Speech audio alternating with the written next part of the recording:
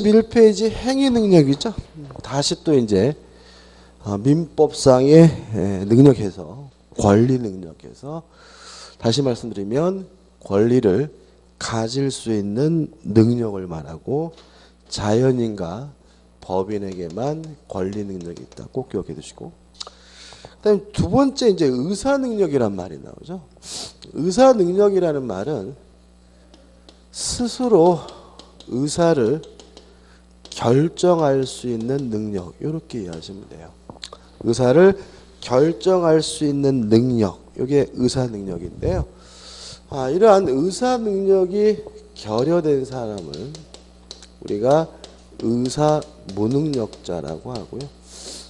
의사 무능력자가 법률행위를 하면 뭐가 되냐면 무효가 무효가 됩니다.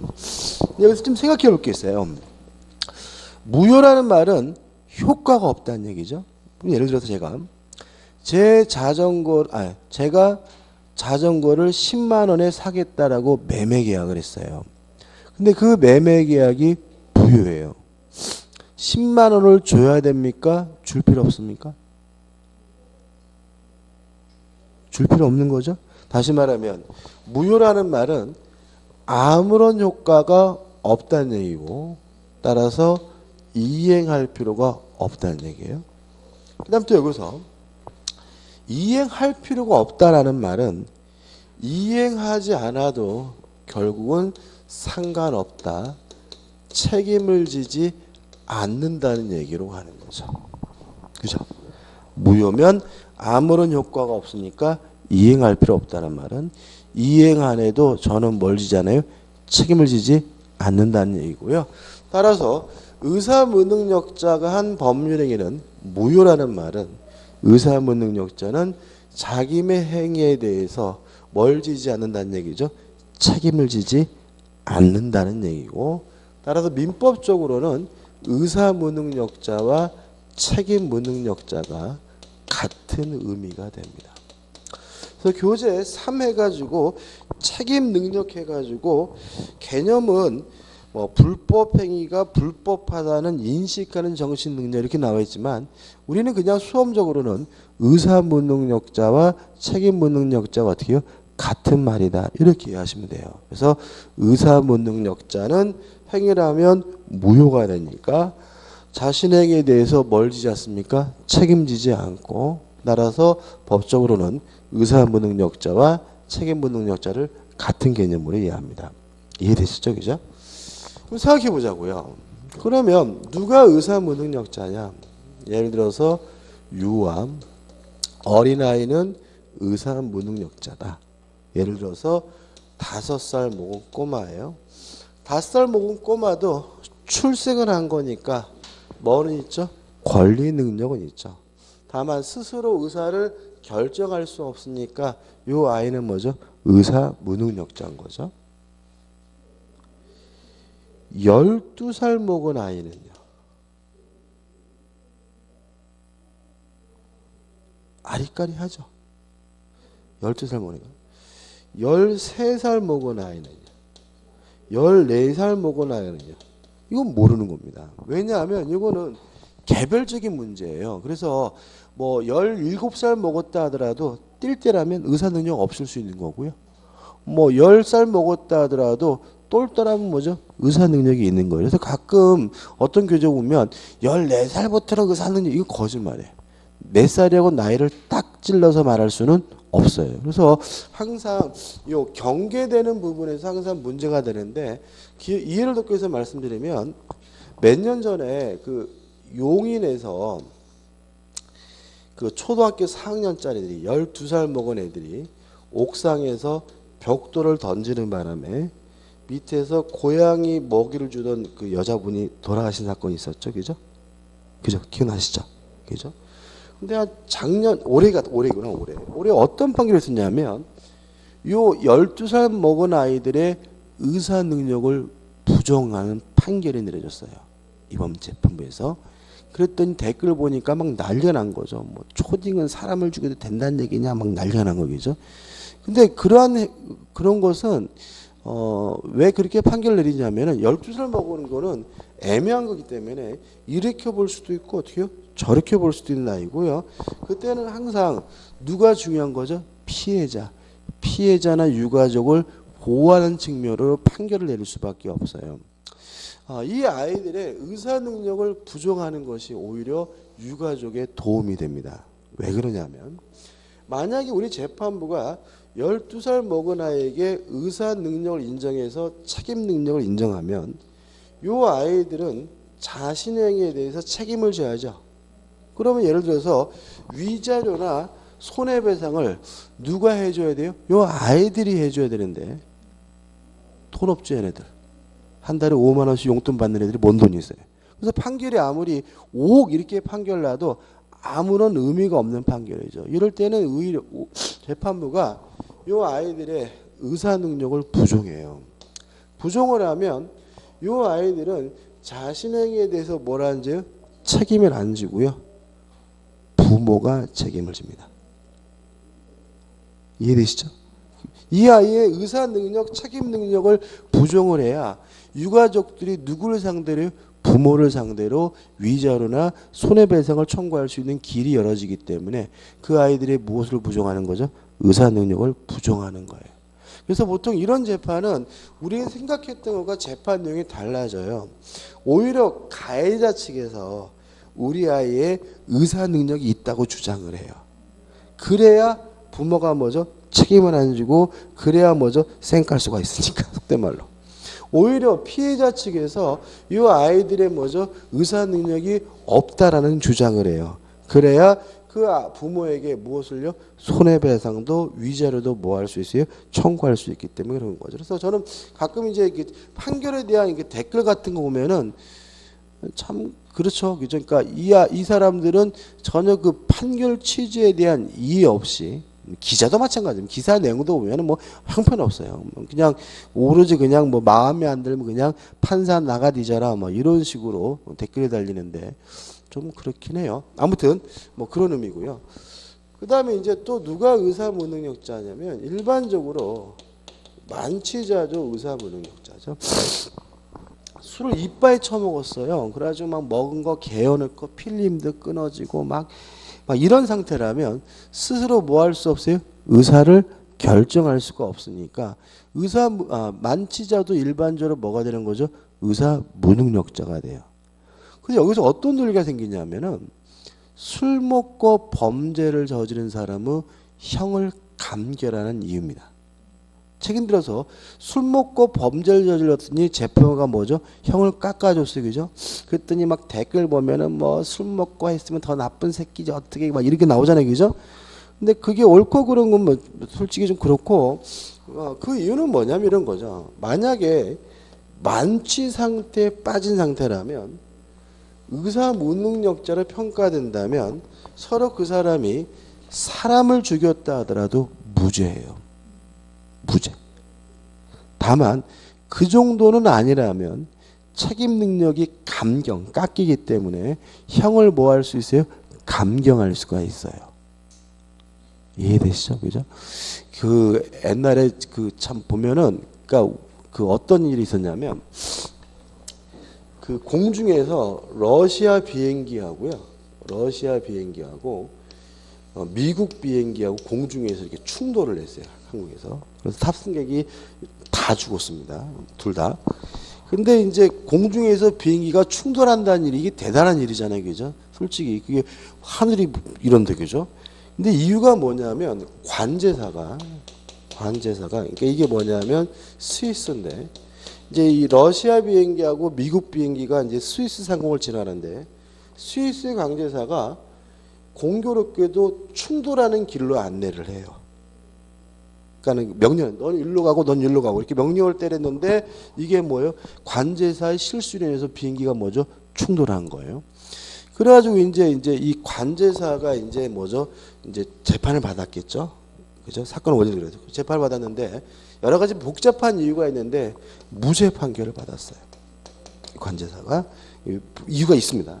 무죄 판결을 받았고 그리고 이 사람은 직장에서 잘리지도 않고 그냥 부서만 바꿔서 계속 그쪽에서 일을 하고 있었어요. 근데 어느 날 이 러시아 비행기 타고 있던 비행기에서 딸이 죽었는데 아버지가 찾아와요. 그러니까 이 아버지는 자기 딸이 비행기 타고 있다가 죽었는데 그 충돌 원인을 제공한 스위스 관제사가 아무런 처벌도 안 받고 직장에서 잘리지도 않고 잘 먹고 잘 사는 거잖아요. 그죠? 그래가지고 스위스에 와가지고 집에 찾아갑니다. 찾아가지고 이제 마당에서 가서 이제 그 아이들한테 물어봐요. 누구 있니? 그러니까 아이들이 우리 아빠인데요. 집에 있어요. 이렇게 얘기를 하니까 배를 누르고 나오는 그 남자를 칼로 찔러서 죽입니다. 자, 그 아이들이 보는 앞에서. 그래가지고 이제 요 아버지가 이제 뭐죠? 재판 걸렸겠죠. 그죠? 근데 거기서 이제 무죄 판결을 받습니다. 무죄 판결. 왜 무죄 판결이죠? 의사무능자라는 거죠. 의사무능자. 다시 말하면 이분은 지금 자기 딸이 그러한 사고로 인해서 죽었기 때문에 정신적으로 판단할 수 있는 능력이 뭐죠?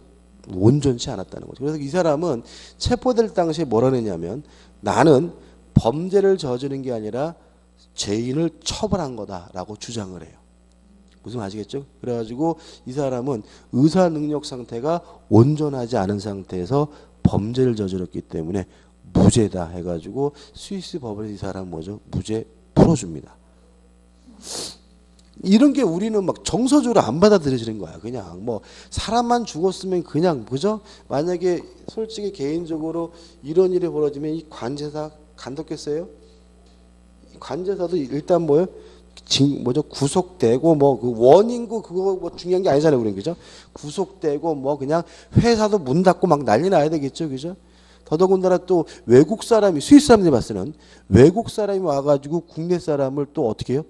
아이들이 보는 앞에서 잔혹하게 칼로 찔러서 살해했으면 당연히 이놈 어떻게 해요? 사형시켜라 막 이렇게 난리 나야 될 텐데 또 법원이 또 뭐죠? 무죄 판결 내리고. 그러니까 보면은 그러니까 우리가 그러니까 이런 거죠. 그러니까 감정적으로 대응할 문제는 아닌 것 같아요. 그러니까 술 먹고 뭐 이게 아니라 다 그 안에 뭐가 있는 거예요? 이유가 있는 겁니다. 이유가. 저는 개인적으로 뭐 형사적이나 또는 정치적 사건에 대해서 우리 사법부가 뭐 공정한지 아니면 뭐 그런지는 제가 판단할 능력이 안 돼서 모르겠지만 이런 민사적인 문제에 대해서 말은 우리나라 재판부가요. 전 세계적으로 굉장히 뭐죠? 공정한 편이고 객관적으로 판결하고 있기 때문에 이 판례에 대해서는 좀 믿을 만할 필요가 있다는 거 좀 생각해 보시기 바라고 판례 내용 보고 이런 말도 안 돼 이럴 문제는 아니라는 거 좀 생각해 보시기 바랍니다. 아무튼 만지자는 뭐죠? 의사무능자. 근데 문제가 좀 있어요. 문제가 뭐냐면 얼마나 술을 처먹어야 만지자냐 이게 문제죠. 그죠? 기준이 없어요. 그러니까 저같이 술을 못 먹는 사람은 조금만 먹어도 만취자일 수 있고요. 또 저번 주에 보니까 또 어떤 사람은 술을 잘 먹는데 한 번도 술 취해 본 적이 없는 거예요. 술을 아무리 먹어도 안 취하는 거예요, 이 사람은. 그런 사람은 아무리 처먹어도 만취자가 아니잖아요. 그죠? 근데 웃긴 거 그 내용이 뭐냐면 아무리 술을 먹어도 취하지 않고 자기는 취해 본 적이 한 번도 없는데 그 이 사람이 갑자기 그 혈변이라 그러죠. 소변에서 뭐죠 이렇게 피가 나와가지고 깜짝 놀라가지고 병원에서 뭐죠 검사를 받는 과정에 이 사람은 콩팥이 5개라는 사실을 밝혀졌어요. 콩팥이 몇 개요? 5개. 실화야. 그래가지고 콩팥 때문에 그동안 술이 안 취했구나 뭐 이런 내용이더라고요. 제 뉴스 보니까. 아무튼 그러니까 사람에 따라 다르고 때에 따라 다른 거고요. 뭐 유아도 마찬가지잖아요. 12살, 13살이 명확하지 않다 그랬잖아요. 그죠? 그래서 이것들은 굉장히 명확하지가 않아요. 이랬다 저랬다 하고요.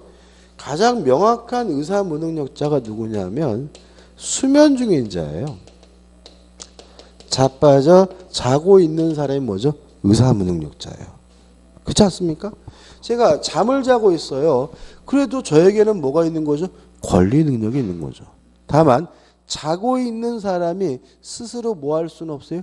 의사를 결정할 수는 없으니까 잠자고 있는 사람이 누구예요? 의사무능력자예요. 그래서 우리가 수험적으로는 만취자가 아니라 수면 중인 자를 좀 기억해 두셨으면 좋겠어요. 왜냐하면 만취자 유아 그러면 딱 떨어지지 않고 애매하기 때문에 자꾸 이게 애매하고 뜬구름 잡는 얘기처럼 들린단 말이죠. 그래서 우리는 잠자고 있는 사람이 뭐라고요? 의사 무능력자다 이렇게 기억하시면 돼요. 그래서 만약에 의사 능력이 필요 없다라는 말이 나오면 아 자빠져 자고 있더라도 상관이 없구나 이렇게 받아들이시고 교재를 이해하시면 의외로 명쾌하게 해결되니까 수면 중인 자를 좀 기억해 두셨으면 좋겠어요. 그 다음에 그래도 계속해서 요거는 뭐죠? 애매하고 이랬다 저랬다 한다는 거죠. 그래서 우리 민법은 이렇게 능력이 부족한 사람들을 유용화, 정형화해서 따로 규정을 두고 있는데 이렇게 능력이 부족한 사람들을 유용화, 정형화해서 규정하고 있는 제도를 뭐라 그러냐면 제한 능력자라고 해요. 그래서 교재 보시면은 하단에 2 제한 능력자 제도에서 1 의사 능력을 객관적으로 뭐예요? 획일화한 제도 이런 말이 나오죠. 다시 말해 이건 뭐냐면 그 사람의 개별적 능력은 고려하지 않고요. 그냥 일정한 기준을 정해놓고 기준에 부합하게 되면 몰아서 다 뭐로 놓게 돼요? 제한 능력자로 놓게 되고요. 제한 능력자의 법률행위는 뭐 할 수 있다고 보냐면 취소할 수 있다라고 규정을 두고 있어요. 이 부분은 대단히 뭐죠? 중요한 부분인데 교재 보기 전에 큰 틀만 먼저 잡아볼게요. 큰 틀만. 일단 제한 능력자는 미성년자가 제한 능력자입니다.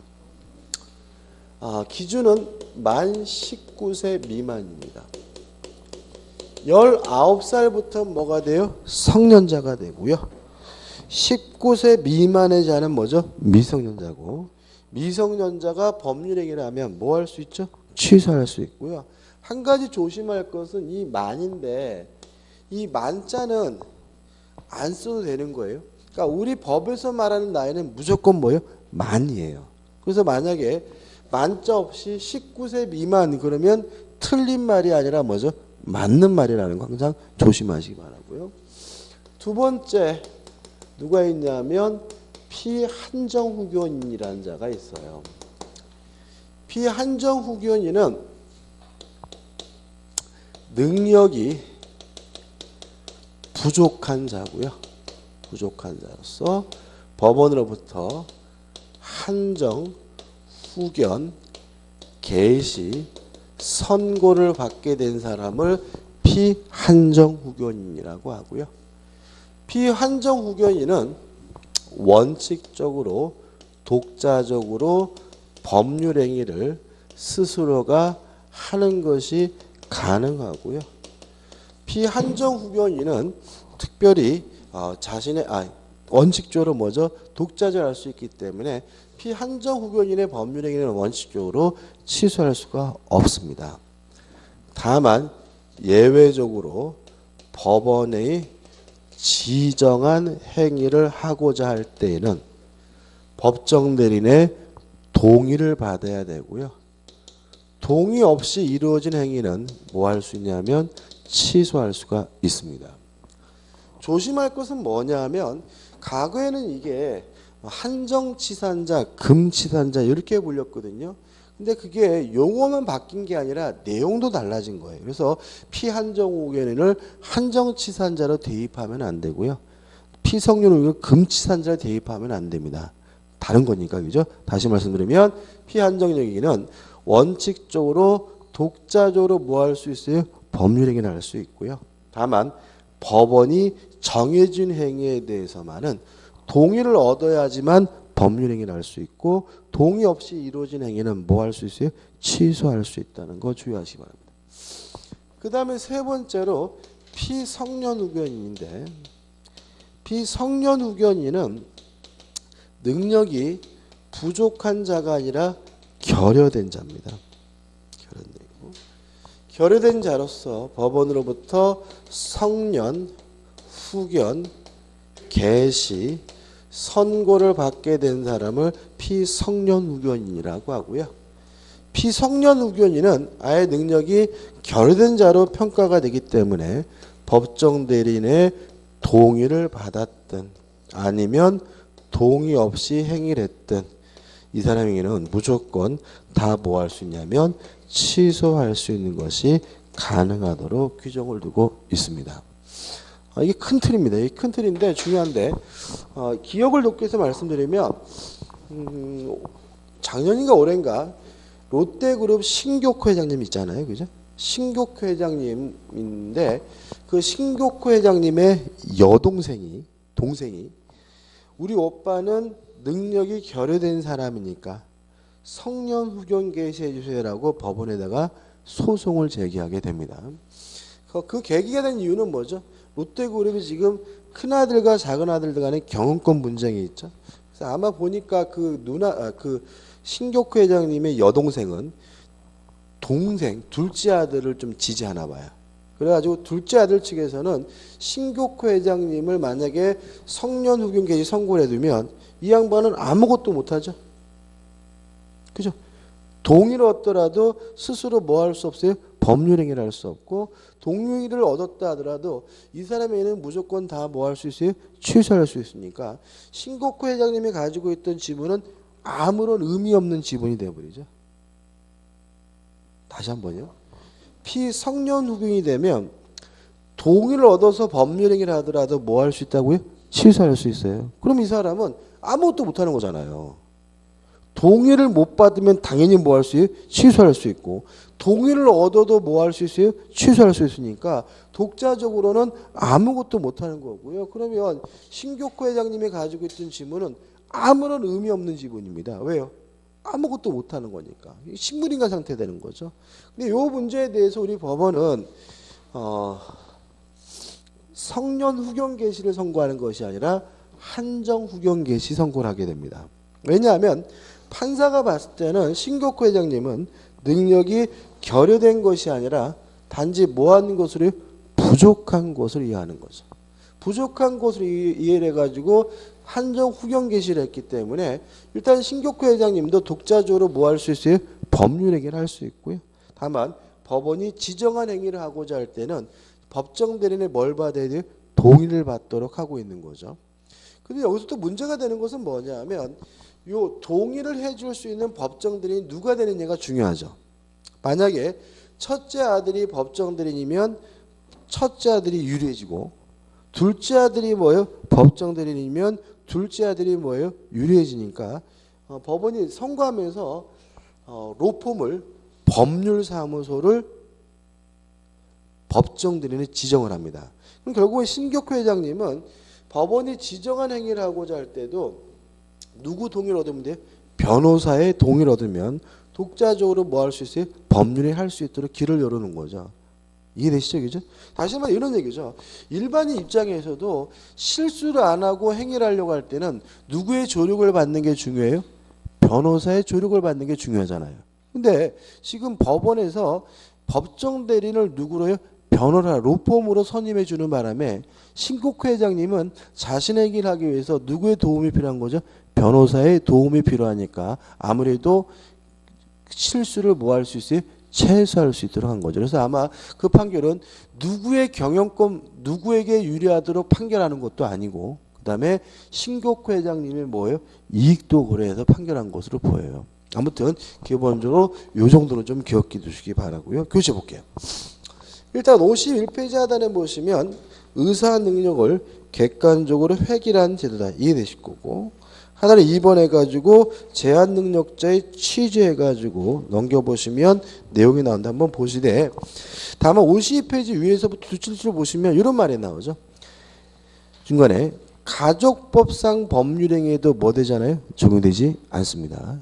다시 말하면 혼인할까 이혼할까는 오로지 누가 결정할 문제?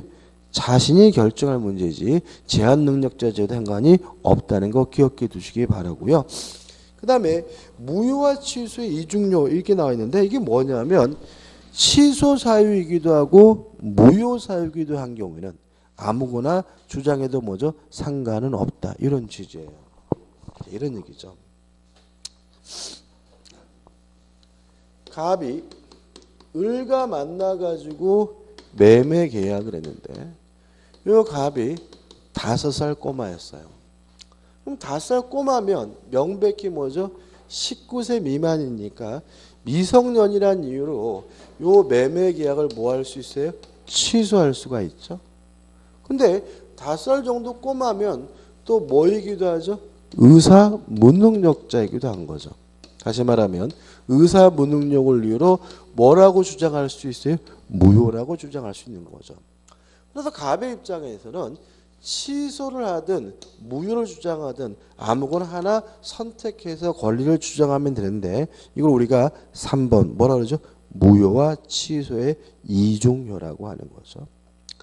2번 제한 능력자에서 1번 뭐가 나오죠? 미성년자가 나오고 제4조입니다.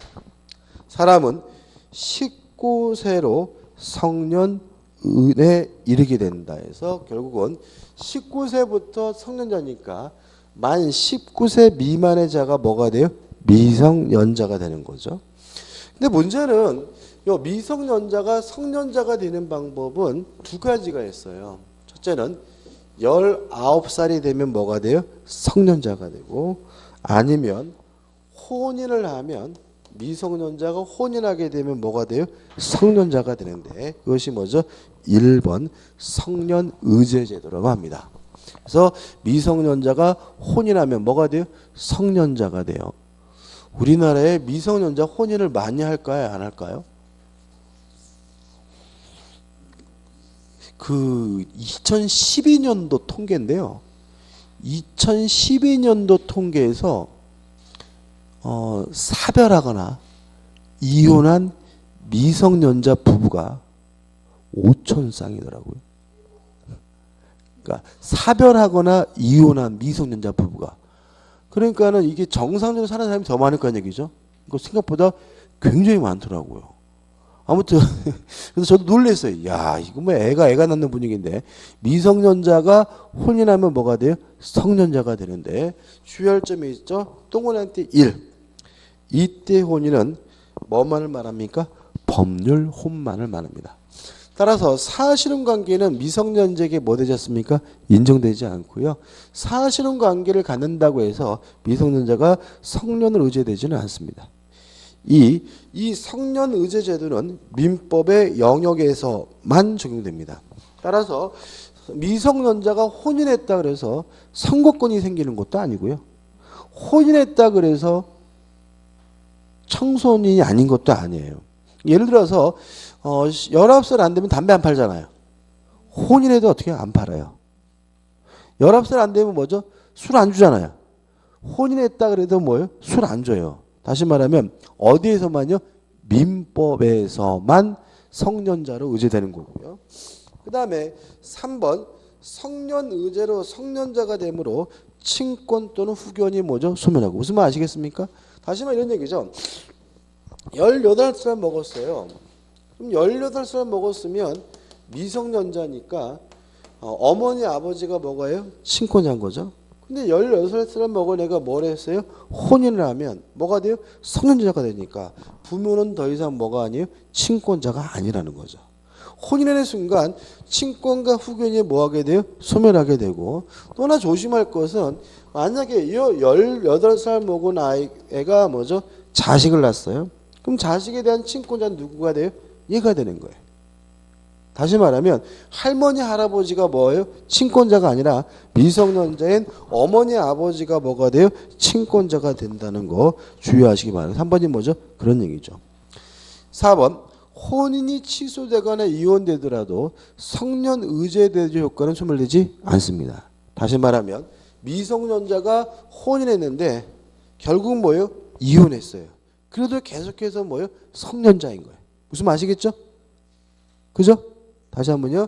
미성년자가 혼인하면 뭐가 됩니까? 성년자가 되고요. 서로 둘이 뭐 했더라도요? 이혼했더라도 성년자인 것이지 미성년자라 뭐 하는 것은 아니에요? 돌아가는 것은 아니라는 점 주의하시기 바랍니다. 네, 2번 미성년자 행위 능력의 원칙에서 각 법정 대리인의 동의가 필요하다. 만약에 법정 대리인의 동의 없이 이루어진 행위는 뭐 할 수 있습니까? 취소할 수가 있는데 오른쪽 맨 위에 동그라미 땡 1번 만약에 동의가 없었다는 이유로 취소하게 되면 소급해서 뭐가 돼요? 무효가 되고요. 2번 동의 시기는 법률행위 전에 또는 동시에 해야 됩니다. 왜냐하면 만약에 사후에 나중에 동의하게 되면 그것은 동의가 아니라 추인이기 때문에 그렇고요. 3번 동의 상대방은 미성년자 또는 그 상대방에게 할 수가 있고요. 그 다음에 4번 동의한 외에도 법정 들이는 대리할 수가 있고요. 5번 미성년자 행위가 동의가 있었다는 사실은 누가 입증해야 되냐면 효과 발생을 주장하는 자가 입증해야 된다는 거 기억해 두시기 바랍니다. 이게 나눠놓으니까 굉장히 어려운 것 같지만 간단합니다. 미성년자는 법정 들인의 동의가 있어야 법률 행위를 할 수 있고요. 동의가 없이 이루어진 행위는 뭐 할 수 있습니까? 취소할 수가 있습니다. 그 다음에 4번 이런 법정의 동의를 뭐 할 수 있냐면 취소할 수가 있어요. 그래서 박스 밑에 1번 취소의 시기 미성년자가 법률 행위를 하기 전에 동의를 뭐 할 수 있어요? 취소할 수 있고요. 2번 취소의 의미는 철회로 이해합니다. 철회. 설명을 좀 드리면 취소라는 것은 뭐냐면요. 유효한 것을 소급해서 처음으로 들어가서 무효화시키는 걸 우리가 뭐죠? 취소라고 합니다. 이에 반해서 철회라는 것은 뭐냐면 효과 발생을 저지하는 것을 철회라는 것은 효과 발생을 막는 것, 저지하는 것을 철회라고 하고요. 특징은 뭐가 없냐면 소급효가 없습니다. 자, 이런 의미입니다. 이 시점에서 미성년자의 법률 행위에 대해서 법정들이 뭘 했냐면 동의를 냈어요. 동의하고 나서 이러한 행위를 뭐 하냐면 취소를 했는데 만약에 이 취소를 유효한 것을 소급적으로 무효화시키는 취소를 이해하게 되면 처음으로 들어가서 뭐가 돼요? 무효가 되니까 중간에 있었던 것들이 사르상 뭐가 돼요? 무시가 된다는 문제가 있는 거죠. 그래서 우리 판례는 법에서는 취소라고 되어 있지만 취소가 아니라 뭐로 이해해요? 철례로 이해하고요. 따라서 이때부터 효과가 뭐예요? 소멸되는 것, 동의 효과가 어떻게 없어지는 것으로 이해합니다. 다시 말하면 동의에 대해서 뭐 할 수 있습니까? 취소할 수가 있는데 우리 판례는 취소라고 적혀있지만 취소가 아니라 뭐로 이해합니까? 철회로 이해하고요. 소급효가 없다는 것을 이해한다는 거 주의하시기 바랍니다. 2번 다시 한번 읽고요. 취소의 의미. 이 경우에 취소란 장래에 향하여 동의가 없었던 것으로 하는 뭐로 이해합니까? 철회의 의미이다. 다시 말하면 취소가 아니라 뭐로 봅니까? 철회로 보고요. 그 다음에 이 3번 취소의 상대방은 특별한 제한이 없습니다. 미성년자에게 직접 할 수도 있고 법률행위의 상대방에게도 할 수 있다는 거 주의하시기 바랍니다. 여기까지 복잡하게 나와 있는데 실제로 이렇게 자세히는 않네요. 그래서 우리는 그냥 미성년자는 법정 대리인의 동의를 얻어야 법률행위를 할 수 있고요. 동의 없이 이루어진 행위는 뭐 할 수 있어요? 취소할 수 있다 정도만 정확하게 이해하시면 돼요. 근데 항상 그러느냐? 아니라는 거죠. 우측 하단의 3번입니다. 법정 대리인의 동의 없이 미성년자가 단독으로 유효한 법률 행위를 할 수 있는 예외적인 경우죠. 이게 좀 중요한데 첫째, 권리만을 얻거나 의무만을 면하는 행위는 독자적으로 단독으로 할 수가 있습니다. 첫째, 권리 만자가 중요합니다. 만을 얻거나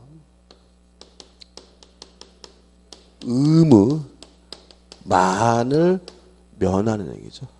면하는 행위는 미성년자가 독자적으로 할 수가 있습니다. 예를 들면 이런 거죠. 삼촌이요 조카한테 용돈을 줬어요. 우리 조카 학용품 싸라해서 5만 원 줬어요. 요거는 취소할 수가 없습니다. 왜요? 권리만을 얻는 행위는 미성년자가 뭐 할 수 있습니까? 독자적으로 할 수가 있으니까요. 이해되시죠? 그죠? 그다음에 하단에 나와 있는 판례는 뭐냐면 부양 청구죠. 아버지에 대한 부양 청구권의 행사도 독자적으로 할 수가 있습니다. 이해되시죠? 아버지에게 생활비 달라는 이러한 청구권은 뭐만 얻는 행위죠? 권리만을 얻는 행위니까 이것도 독자적으로 할 수가 있다는 거 기억해 두시기 바라고요. 그 다음 넘겨보시면 그러나 해가지고 기업 경제적으로 유리한 매매 계약은 독자적으로 할 수가 없습니다. 왜냐하면 아무리 유리하다 하더라도 뭐가 발생하게 돼요? 의무가 발생하죠. 권리만을 얻는 행위가 아니니까요. 니은번 상속을 승인하는 행위도 독자적으로 할 수가 없습니다. 왜냐하면 상속은 권리만 넘어오는 게 아니라 뭐죠? 채무도 넘어오죠. 의무도 넘어오죠. 그 다음에 디귿번 부담부 증여는 독자적으로 할 수가 없습니다. 물론 다시 말씀드리지만 증여는 독자적으로 할 수가 있죠. 왜요? 권리만을 얻는 행위니까. 근데 단순한 증여가 아니라 무슨 증여라면요? 부담부 증여라면 뭐가 생겨요? 부담이 생기죠. 그죠? 다시 말하면 의무도 생기기 때문에 부담부 증여는 뭐죠? 독자적으로 할 수가 없습니다. 그 다음에 1번 채무 변제 수령도 독자적으로 할 수 없어요. 이거 채무 변제 수령이 가장 중요해요. 빌려준 돈을 받는 것도 뭐죠? 독자적으로 할 수가 없어요. 한번 생각해 보세요. 자, 5천만 원을 받을 채권이 있었어요. 근데 5천만 원을 받은 채권을 변제를 수령하게 되면 돈을 받게 되면 5천만 원이 생기죠. 권리가 생기죠. 그죠? 근데 문제는 채권이 뭐하게 돼요? 소멸하게 되죠. 다시 말하면 권리만을 얻는 행위가 아니죠. 5천만 원 생기 대신 그 반사적 효과로서 권리도 뭐가 돼요? 소멸되게 되니까 변제를 수령하는 것도 권리만을 얻는 행위가 아니니까 뭐 할 수 없습니까? 독자적으로 할 수 없다는 거 꼭 기억해 두시기 바랍니다. 다시 한번요. 변제를 수령하게 되면 돈도 생기지만 채권도 뭐가 돼요? 소멸됩니다. 그 말은 권리만을 얻는 것이 아니기 때문에 변제를 수령하는 것도 독자적으로 할 수 없다는 거 주의하시기 바랍니다. 그 다음에 이제 나번 두 번째죠. 처분 허락된 재산의 처분이죠. 정확히 말하면 범위를 정하여 처분이 허락된 재산을 처분하는 행위는 독자적으로 할 수가 있습니다.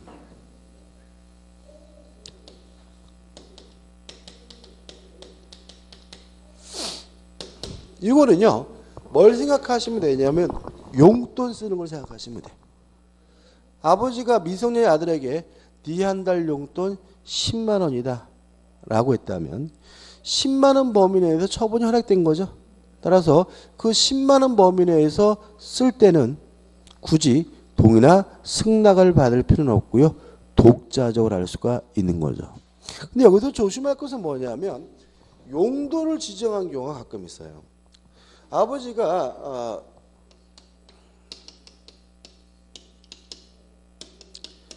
10만 원 주면서 요거 학원비 내라 이렇게 용도를 지정한 경우가 있는데 이 경우에 만약에 학원비 내라고 준 돈을 가지고 아이스크림 사 먹었으면 어떻게 할 것이냐 이 문제에 대해서 우리 판례는 상관이 없다는 얘기입니다. 다시 말하면 용도를 지정했더라도 용도 위반의 행위를 하는 것도 가능하고도 적법하다는 것이 우리 판례의 입장입니다. 다시 말하면 처분이 허락된 재산이라면 용도에 위반해서 처분하더라도 상관이 없다는 것이 우리 판례의 입장입니다. 그 다음 세 번째로 허락받은 영업에 관한 행위죠. 세 번째 허락받은 영업에 관한 행위도 독자적으로 할 수가 있습니다. 자, 이런 문제입니다. 19살이면 은근히 나이가 많아요. 그러니까 우리가 생일 만나 계산할 때 생일 지나면 한 살만 깎으면 되죠. 생일 안 지났으면 몇 살 깎아야 돼요? 2살 가까이 되거든요. 그러니까 지금은 11월 달이니까 그래도 난데 한 1월 달쯤 되면은 1월 달, 2월 달쯤 되면 우리 나이로 20살이라 하더라도 대부분이 다 뭐예요? 미성년자인 거죠. 그잖아요. 그죠? 예를 들어서 2018년 2월 달이에요. 그러면 20살이라 하더라도 생일 안 지났으면 만나게 살 때 몇 살 가까이 돼요? 2살 가까이 되니까 그 아이들은 몇 살이에요? 18살이고 뭐인 거죠? 미성년자인 거죠. 다시 말하면 지가 고등학교를 졸업했다 하더라도 우리나라 나이로 20살이 됐다 하더라도 생일 안 지났으면 대부분이 뭐가 돼요? 미성년자이기 때문에 은근히 나이가 많습니다. 그래서 저는 개인적으로 이거를 왜 19살로 했을까? 그냥 아싸리 뭐죠? 18세로 떨어뜨려야 될 것 같아요. 그래야 우리나라 나이로 20살들이 다 뭐가 돼요? 성년자가 되는데 이게 애매한단 말이죠. 그래서 아무튼 이런 얘기입니다. 아들이 고등학교 졸업하고 대학도 안 가고 취업도 안 하고 핑핑 놀아요. 그래서 아버지가 한 말 한 거죠. 야, 이 자식아, 너 노느니 밖에 나가서 치킨집이나 한번 해라 라고 영업이 허락됐다면 그 영업 행위에 대해서는 독자적으로 하는 것이 뭐예요? 가능하다는 얘기예요. 이해되시죠? 자, 그럼 생각해 보자고요. 그래서 얘가 어떻게 해요? 집에서 맨날 오락만 하다가 아버지가 치킨집 하라니까 아싸 해가지고 어떻게 해요? 나간 거죠. 나가지고 이제 돈이 있어야 되잖아요. 돈이 있어야 되니까 어디 전화한 거죠? 러시안 캐시에 전화해가지고 대출을 받았어요. 대출을 받고 대출을 받아가지고 어떻게 해요? 돈이 생겼잖아요, 그죠? 돈이 생겨가지고 이제 어떻게 해요? 가게 얻어야 되잖아요, 그죠? 그래가지고 상가 알아받아가지고 어떻게 해요? 임대차 계약을 했고요. 또 임대차 계약을 해서 가게가 마련됐으니까 뭘 해야 돼? 인테리어 해야 되겠죠? 인테리어 뭐죠? 공사도 하고 그리고 나서 드디어 어떻게 해요? 오픈해서 치킨을 뭐죠? 판매하는 행위를 하기 시작했어요.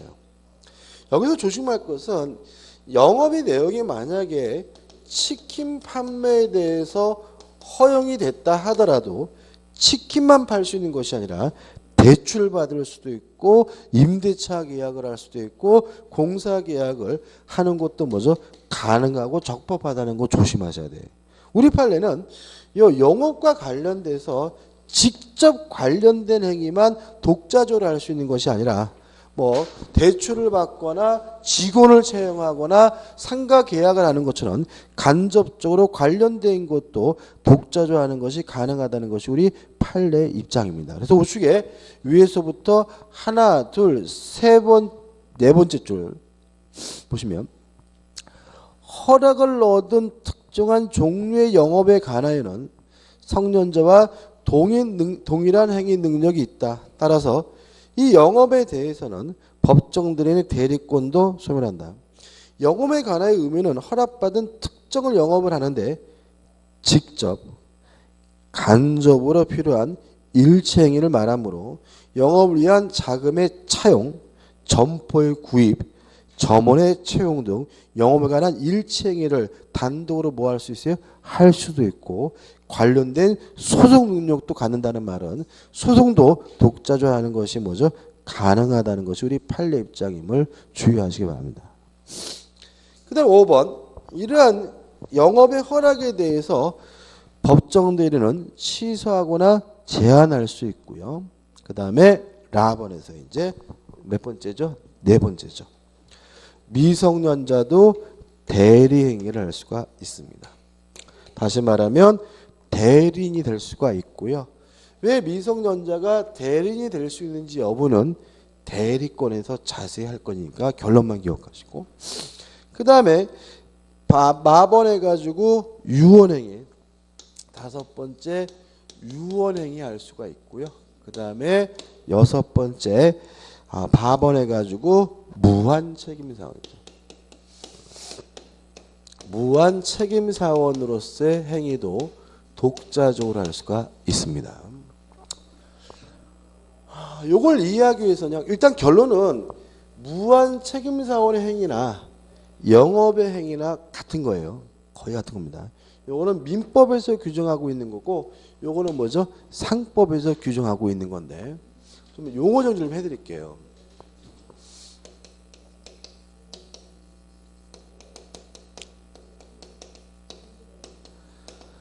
사단법인의 구성원을요, 사자고 원자고 따서 사원이라고 합니다. 그래서 우리가 나오는 이제 법에서는 사원하면 직원이 아니라 뭐죠? 사단법인의 구성원을 의미하고요. 가장 대표적인 사원이 뭐냐면 주주예요. 주주. 좀 조심하시기 바라고. 근데 이 사단법인의 구성원인 사원이 두 가지가 있어요. 유한 책임사원이 있고요. 그 다음에 무한 책임사원이 있습니다. 개념은 뭐냐면 유한 책임사원이라는 것은 책임의 한계가 있다는 거죠. 일정한 한계에서만 책임을 지게 되는 사원을 우리가 유한 책임사원이라고 하고요. 무한 책임사원은 책임에 제한이 없다는 거예요. 쉽게 말하면 빤스까지 다 벗어서 책임을 져야 되는 사원은 우리가 뭐죠? 무한 책임사원이라고 해요. 자, 그 다음에 요 사단법인 중에서 영리를 목적으로 하는 사단법인을 특별히 뭐라 그러냐면 회사라고 하고요. 회사가 네 가지가 있습니다. 한명회사라는 게 있고요. 이게 용어 정리하는 게 시험 범위는 아니지만 용어 정리가 합자회사가 있고 유한회사가 있고요. 주식회사가 있는데 결론은 한명회사는 뭐냐면 무한 책임 사업만으로 구성되어 있는 회사가 한명회사고요.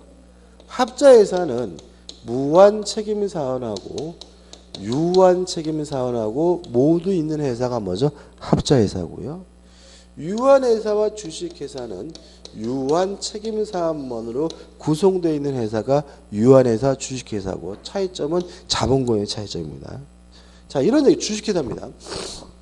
제가요 삼성전자 주식을 가지고 있어요. 그럼 저는 삼성전자라는 사단법인의 구성원이기 때문에 주주인 저는 뭐죠? 사원인데요. 만약에 삼성전자가 망하면 저는 주식 범위 내에서만 책임을 집니다.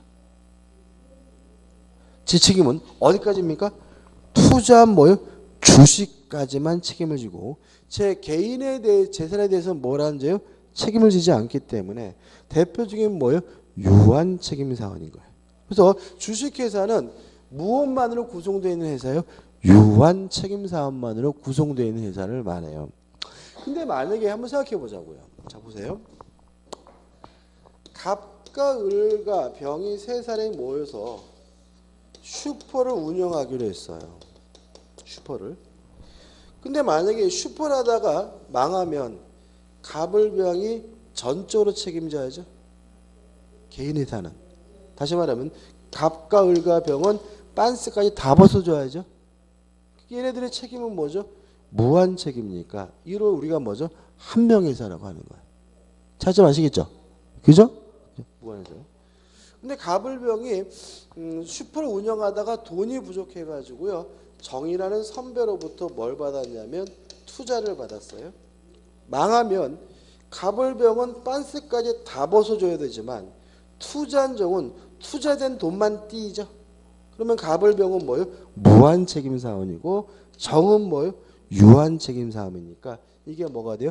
합자 회사가 되는 거예요. 이해되시죠? 그죠? 그래서 우리가 무한 책임 사업을 하면 슈퍼 운영한다, 영업을 하려겠다 별 차이 없는 거예요. 무슨 말 아시겠죠? 그죠? 그래서 우리가 상법상 무한 책임 사원으로서 행위는 독자적으로 할 수가 있다는 말은 법정 대리인의 허락을 얻으면 뭘 할 수 있어요? 영업을 할 수 있다는 것과 맥이 같은 거니까 너무 어렵게 생각하지 마시고요. 그냥 개념은 제가 설명드렸지만 이건 뭐가 아니에요? 시험 범위가 아니기 때문에 절대로 나오는 건 아니니까 신경 안 쓰셔도 돼요. 그 다음에 또 뭐가 나옵니까? 4번 임금 청구와 아번 뭐죠? 근로계약 체결이 나오죠. 마지막이죠.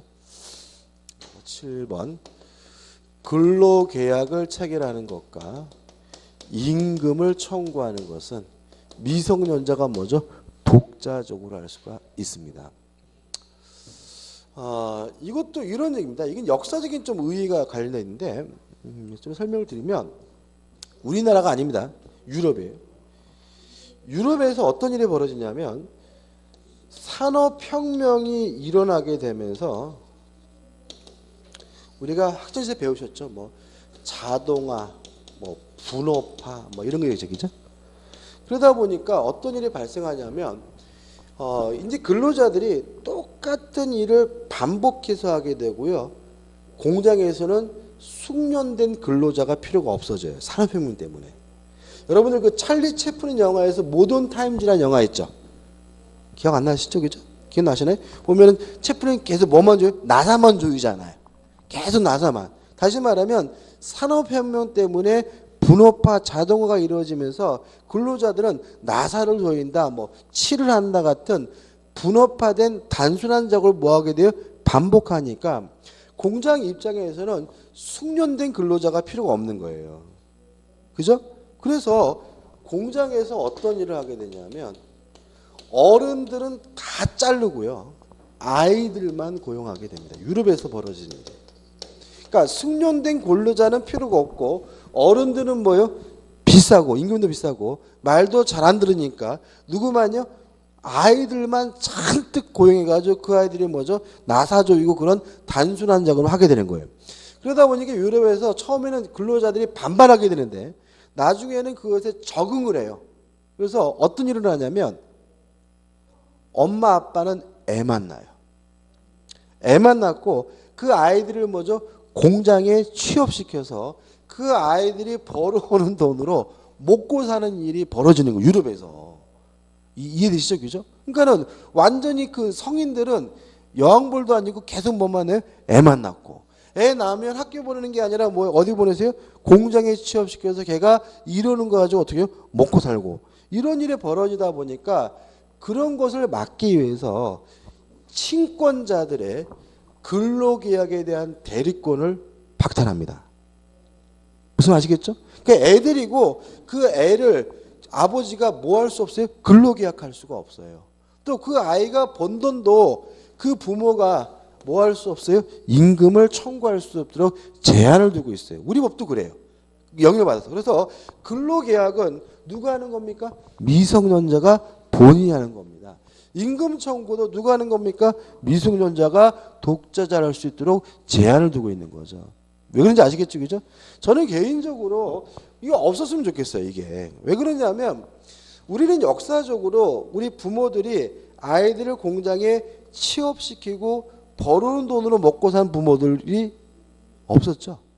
우리는 굶어 죽더라도 어디를 보냈어요? 학교를 보내는 이상한 민족인 거죠. 그러니까 세계적으로 봤을 때 우리 민족은 대단히 이상한 민족이래요. 그래서 그런 적이 없었기 때문에 없었으면 좋을 것 같은데 아직도 규정을 두고 있고요. 우리나라도. 지금도 이런 거 있습니다. 후진국들. 그래가지고 이런 거 들어보셨어요? 아몬드 먹지 않기 운동. 아몬드 먹지 않기 운동이 있어요. 왜냐하면 그 아몬드를 그 까는 거를 7살, 8살이면 꼬마애들이에요.